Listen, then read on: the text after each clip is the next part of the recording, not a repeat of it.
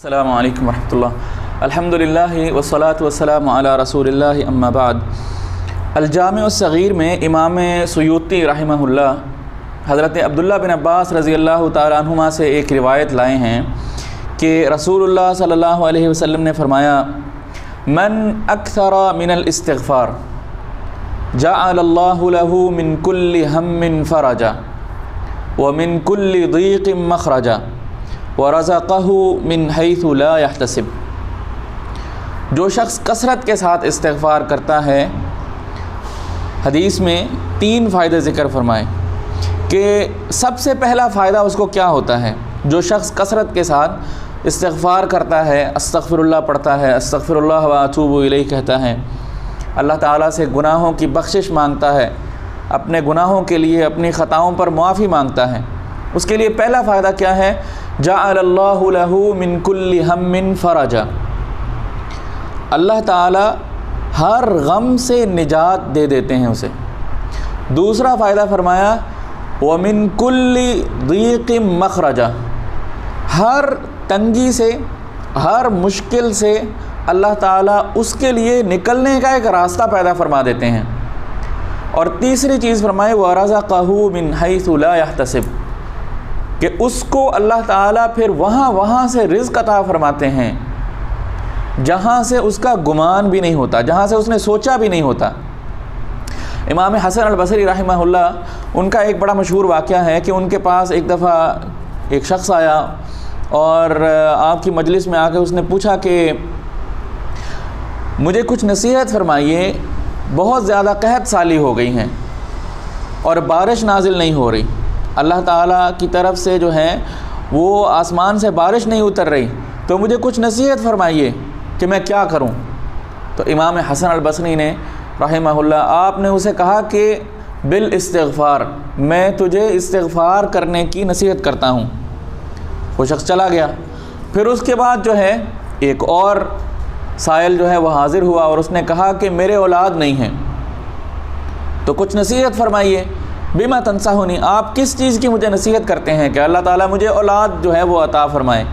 آپ نے فرمایا بالاستغفار، تم استغفار کرو زیادہ سے زیادہ، کثرت کے ساتھ استغفر اللہ واتوب الیہ، اپنے گناہوں کی جو ہے وہ بخشش طلب کرو، معافی مانگو اللہ تعالیٰ سے، اللہ تمہیں اولاد دے دے گا۔ اس کے بعد تیسرا سائل جو ہے وہ حاضر ہوا اور اس نے کہا کہ میرے حالات بڑے مشکل ہیں، بہت تنگی والے دن ہیں، میرے پاس کوئی مال و دولت نہیں ہے، تو آپ مجھے کیا نصیحت کرتے ہیں کہ میں کیا کروں کہ اللہ تعالیٰ مجھے جو ہے وہ مال و دولت عطا فرما دے؟ تو آپ نے اسے فرمایا بالاستغفار، میں تمہیں استغفار کرنے کی نصیحت کرتا ہوں۔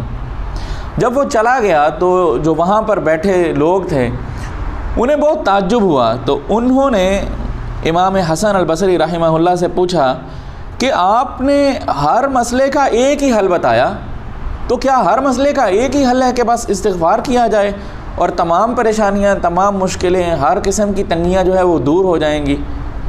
تو آپ رحمہ اللہ نے فرمایا کہ ہاں، تم نے اللہ تعالیٰ کا وہ ارشاد نہیں پڑھا، اعوذ باللہ من الشیطان الرجیم، فَقُلْتُ اسْتَغْفِرُوا رَبَّكُمْ إِنَّهُ كَانَ غَفَّارًا يُرْسِلِ السَّمَاءَ عَلَيْكُمْ مِدْرَارًا وَيُمْدِدْكُمْ بِأَمْوَالٍ وَبَنِينَ وَيَجْعَلْ لَكُمْ جَنَّاتٍ وَيَجْعَلْ لَكُمْ أَنْهَارًا۔ اللہ تعالیٰ فرماتے ہیں استغفروا ربکم، اپنے رب سے بخشش مانگو، اپنے رب سے استغفار کرو، بے شک وہ بہت بخشنہار ہے، بڑا بخشنے والا ہے۔ اس سے ہوگا کیا؟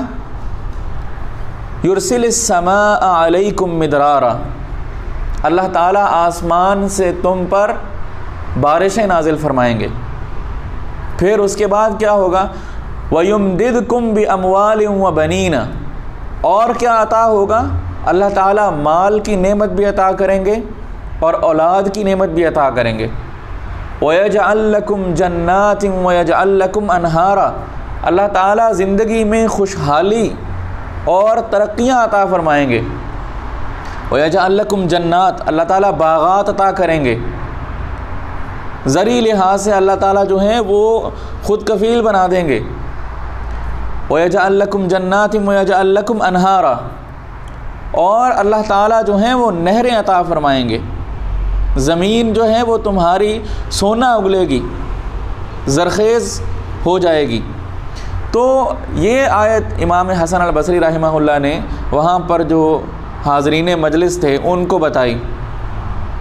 ہمارے لیے اس میں کیا سبق ہے؟ ہمارے لیے اس میں سبق یہ ہے کہ استغفار کو، استغفر اللہ پڑھنے کو ہمیں اپنی زندگی کا اوڑھنا بچھونا بنا لینا چاہیے۔ اٹھتے بیٹھتے، چلتے پھرتے، کہیں جاتے ہوئے، کہیں سے واپس آتے ہوئے، کام پر جاتے ہوئے، کام سے واپس آتے ہوئے، دکان پر بیٹھے ہیں تب، گاڑی میں بیٹھے ہیں تب، سفر کر رہے ہیں اس وقت، گھر میں بیٹھے ہیں، کسی بھی مجلس میں ہیں، استغفار جو ہے اسی کو اپنا اوڑھنا بچھونا بنائیں۔ ہمیں ہمیشہ ہر وقت اللہ تعالیٰ سے اپنی خطائیں اور اپنی غلطیوں کی معافی مانگتے رہنا چاہیے، استغفر اللہ پڑھتے رہنا چاہیے۔ اور یہ پڑھتے ہوئے خاص طور پر ذہن کے اندر اس کا جو ترجمہ ہے اور اس کے جو معنی ہیں اس کو بھی اگر رکھیں تو اس سے پھر جو کیفیت پیدا ہوگی اس سے انسان کے اندر کردار میں تبدیلی آئے گی، صحیح معنوں میں اس کے اندر جو ہے وہ تقوی پیدا ہوگا، اللہ کا ڈر پیدا ہوگا۔ جب وہ اس کیفیت کے ساتھ استغفر اللہ کہے گا کہ اے اللہ میں تجھ سے بخشش کا سوال کرتا ہوں، استغفر اللہ و اتوب الیہ، اے اللہ میں تجھ سے بخشش کا سوال کرتا ہوں اور میں تیری طرف توبہ کرتا ہوں، تو اس کیفیت کے ساتھ جب ہم پڑھیں گے اور کثرت کے ساتھ اس کو پڑھیں گے تو یقیناً اللہ اور اللہ کے رسول کا وعدہ بالکل سچا ہے، اور اللہ کے رسول صلی اللہ علیہ وسلم کا فرمان بالکل سچ اور حق ہے۔ ایسا ممکن ہی نہیں ہے کہ جو اللہ اور اس کے رسول نے کہا وہ نہ ہو۔ تو جب ہم مسلمان ہیں، ہمیں اس بات کے اوپر کامل یقین ہے، تو ہمیں اس چیز کو پھر اپنی زندگیوں میں لانا اور اپنانا چاہیے۔ السلام علیکم ورحمۃ اللہ۔